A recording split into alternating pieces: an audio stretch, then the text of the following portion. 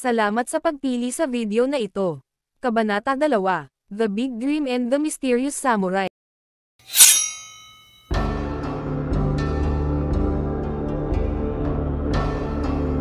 Sa kadiliman ng gabi, isang misteryosong samurai ang walang humpay na nakikipaglaban sa mga halimaw.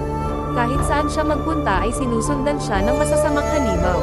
At pilit siyang kinukubko, ngunit nananatili siyang buo ang loob at hindi sumusuko.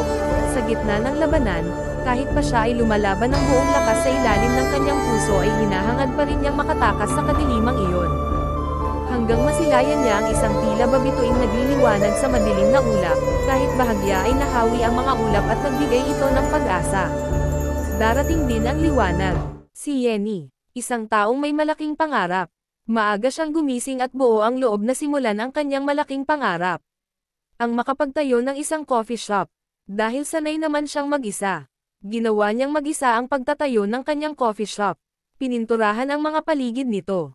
Inayos ang mga kasangkapan. Binuo ang bawat piraso. Naglagay ng mga decorations. Inihanda ang mga gamit sa paggawa ng masarap na kape. At sa wakas, sa lumipas na mga araw ay natapos niya na rin ang kanyang coffee shop. Tinawag niya itong Comics Coffee. Sobrang proud siya sa kanyang nagawa.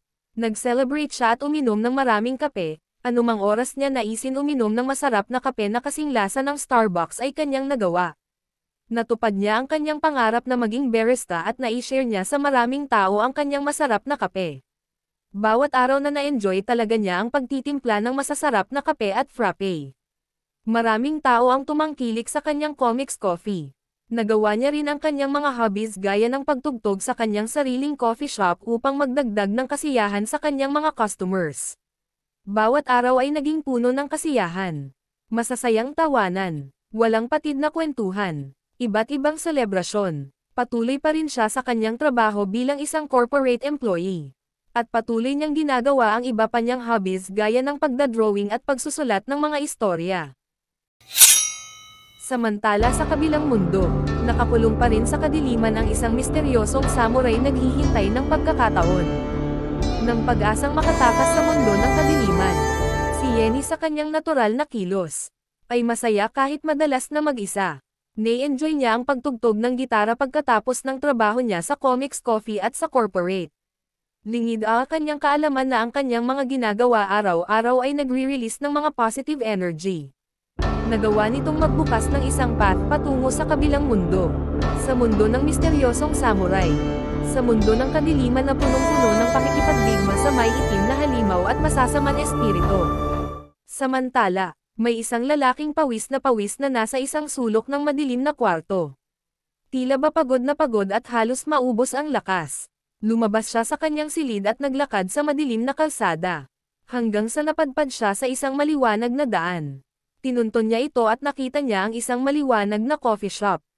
Narinig din niya ang masayang tawanan at magandang musika. Pumasok siya sa loob nito. Ngunit nakita niya na maraming mga tao. Ipinasya niya na umalis na lang. Bago pa siya makalabas ay narinig niya ang isang tinig. "Coffee sir," sabi nito. Bahagya siyang sumulyap sa nagsalita. Ngunit patuloy na lumabas ng shop. Ang suplado naman nun. Sabi ni Yenny sa sarili. Sino kaya yon? Ang creepy ng aura niya. Nang sumunod na araw, nagulat siya nang makita ang isang lalaking natutulog sa kanyang shop. Isang napakaagang customer. Ginawan niya ng masarap na kape ang kanyang unang customer na iyon. Medyo na-conscious siya ng bahagya nang makitang napakagwapo ng kanyang customer. Madalas kasi na common-looking guys lang ang mga customers niya sa shop.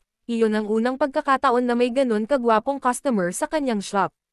Mula noon ay naging suki na ng kanyang shop ang lalaking iyon. Iyon ang palaging unang customer niya. Madalas ay dumarating ang customer na iyon bago pa dumating ang ibang customers sa umaga o kaya naman ay pag umalis na ang mga customers sa gabi. Palaging inaabangan ni Yenny ang customer na iyon.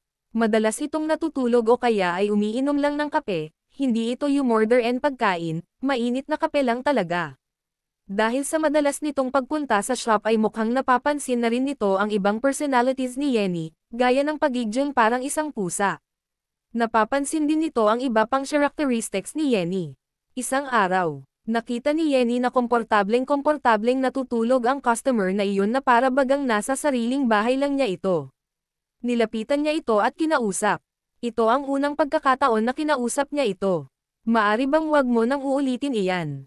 Ayoko kasi na may natutulog sa shop ko na kagaya ng ginagawa mo. Okay lang yung idlip pero sana wag mo na gagawin yung ganyang tulog.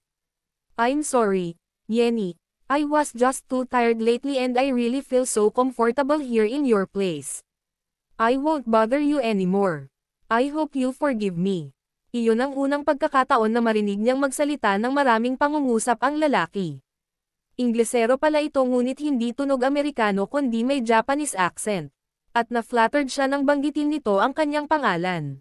Bago pa siya ulit makapagsalita ay tumayo na ito at lumabas ng shop. Pinagmasdan niya ito habang naglalakad papalayo. Matapos ang tagpong iyon ay hindi na niya ulit nakita ang lalaki.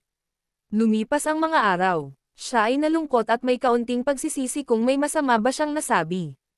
Isang gabi habang siya ay mahimbing na natutulog. Bigla siyang nagising. Parang may kakaiba sa kanyang paligid. Tumayo siya at lumapit sa bintana. At doon nakita niya ang isang taong nakahiga sa rooftop.